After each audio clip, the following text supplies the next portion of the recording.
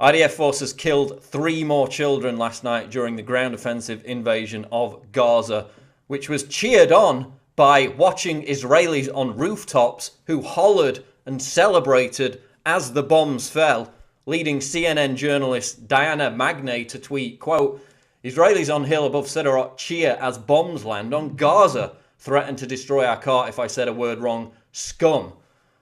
The tweet was deleted about 20 minutes later. But why shouldn't the Israelis be proud of the terror that the Zionist state is raining down on Palestinians? After all, Israel is only defending itself, right? I mean, those 4 boys slaughtered on the beach playing football yesterday. Another legitimate act of self-defense. This is the geopolitical equivalent of a small child running up, kicking you in the balls, and then you responding by blowing the kid's brains out. Would that be a legitimate form of self-defense? How do you think that that would fly in court? But hey, even if you think that butchering kids is a legitimate form of self-defense, can we at least refrain from applauding, cheering, and celebrating the murder of children? And first of all, just to point out, I don't have a dog in this fight. I've made numerous videos, written probably 100 or more articles over the past few years, criticizing militant Islam. So I'm not a fan of militant Islam or Hamas in any way. And I don't blame Israel every time somebody slips on a banana peel. I'm not obsessed with blaming Jews for every problem in the world, as many people are. So you understand it's difficult. We at InfoWars constantly get flack for not blaming everything on Israel. And then when Israel does commit war crimes, as it's doing in Gaza at the moment, we get flack from the Christian fundamentalists who equate criticism of Israel to some kind of blasphemy against God. So let's get into it. Are Israel's airstrikes in response to Hamas's rocket attacks a legitimate form of self-defense? Is it justified? To put this into context, Hamas's rockets since 2001, 13 years ago, have killed a total of 28 Israelis. Just in the past week alone, Israeli airstrikes on Gaza have killed, at time of making this video, 227 Palestinians, most of them innocent people, and around half of them women and children.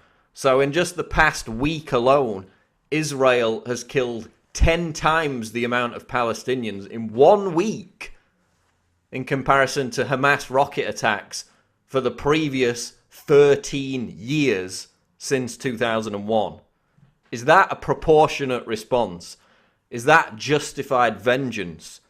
Is that a legitimate degree of self-defense? That's not to downplay the significance of the death of 28 Israelis. But I mean, just go and look at the images. Go and read the reports. Look at the difference between the aftermath of the deadly Hamas rocket attacks in comparison to the actual war crimes that Israel is now committing on a daily basis. Take a look at yesterday's incident. 4 Palestinian children playing football on a beach in what looks like deliberate targeting by an Israeli gunboat. They were all slaughtered. This is why I say deliberate. Look at these images. This is the target, which was basically where some fishermen keep their nets. That deadly terrorist target, which Israel initially took out yesterday. Here you see the 4 children who are on the beach playing football, desperately running away, trying to escape from the site of this bombing. Moments later, they are targeted by an Israeli gunboat and slaughtered in cold blood. So again, is this a legitimate form of defense for Israel? Is this proportionate or is this indiscriminate? Were there Hamas terrorist rockets and insurgents hiding on the beach?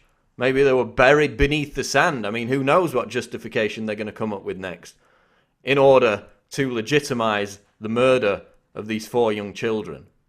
Look at these tweets from Israelis and Israeli supporters moments after it was announced that these 4 children had been brutally slaughtered. I hope to hear news like this every day. Luckily they died, otherwise they would grow up to become martyrs. That's it, only 4? What a shame. Let them die, fewer garbage Hamas. We're talking about 4 kids on a beach playing football, for God's sake.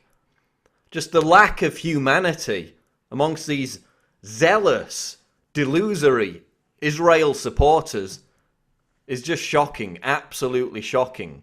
And it serves to remind us of this clip from 2009, from one of the previous bombardments of Gaza, where this woman, Karen Levy, a war tourist, apparently in the description, went to see the bombs dropping on Gaza from a distance, expressed her desire to see the entire city and its 1.6 million population wiped off the map, ethnically cleansed, because, quote, I'm a little bit fascist.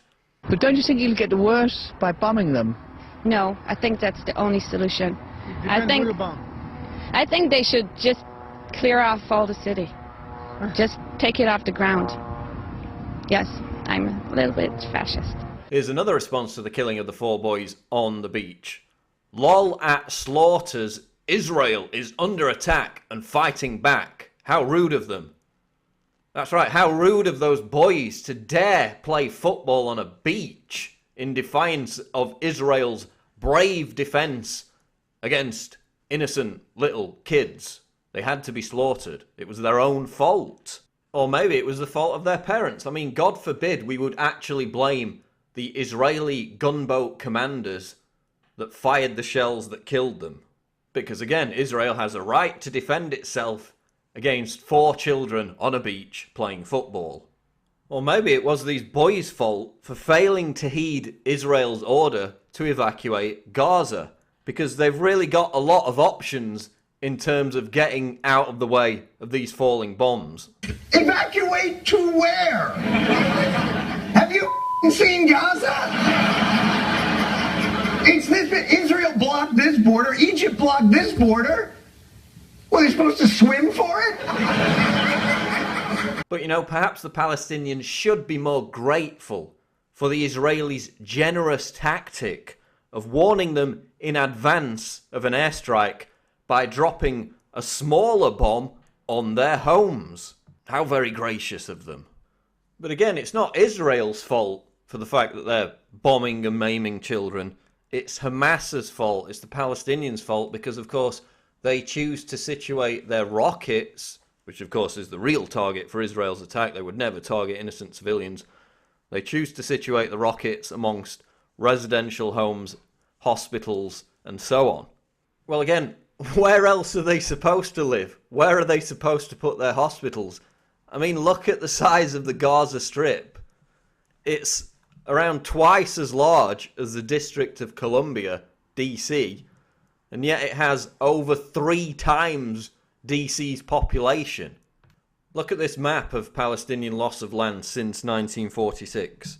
From this to this, and there's the Gaza Strip. Where else are they supposed to put their homes when half of them are being bulldozed anyway by Israel? Where are they supposed to put their hospitals if not in the vicinity of somewhere where these Hamas rockets, these weak, pathetic rockets that have killed 1/10 the amount of people in the last 13 years that Israel has killed in the last week, where else are they supposed to put them? Where else are they supposed to live? Where else are they supposed to have their hospitals? And again, look at the figures over the past week. 228 Palestinians at the time of making this video killed. Over 1,800 injured. In comparison, 1 Israeli fatality. 4 Israelis seriously injured. 228 to 1. And 1,800 to 4. Is this a legitimate defence of Israeli interests? Is this justified? Is this proportionate? Is this a manifestation of Israel having a right to defend itself? You cannot justify the bombing of residential areas, the slaughtering of children, as justifiable as Israel has a right to defend itself. This is a war crime. It's clearly a war crime. You should be ashamed of yourself if you try to justify it by claiming Hamas's pathetic rockets, which again have killed 1/10 of the amount of Israelis, as Israel has killed Palestinians just in the past week alone, over 13 years, if you think that that is a justified response for Israel to be conducting these airstrikes. Funded in part, of course, by the US taxpayer, $4 billion a year in foreign aid to Israel. And it has nothing to do with, quote, Israel's right to defend itself. Because as Israeli Interior Minister Eli Yishai said back in 2012 during the last bombardment of Gaza, quote, the goal of the operation is to send Gaza back to the Middle Ages. And the only way you can do that, of course, is by committing war crimes, by destroying civilian infrastructure, by killing people in their hundreds and thousands. This has nothing to do with self-defense. This is about the ethnic cleansing of Palestinians who, of course, have been herded into basically a concentration camp, the Gaza Strip. They have to live their lives with checkpoints surrounding them on a daily basis, abuse by IDF troops, no way out, and now being bombarded again by Israeli airstrikes targeting civilian infrastructure and children. This has nothing to do with, quote, Israel's right to defend itself. All the evidence clearly proves that it's a war crime, that it's barbarous, and it has to stop now. This is Paul Joseph Watson reporting for Infowars.com.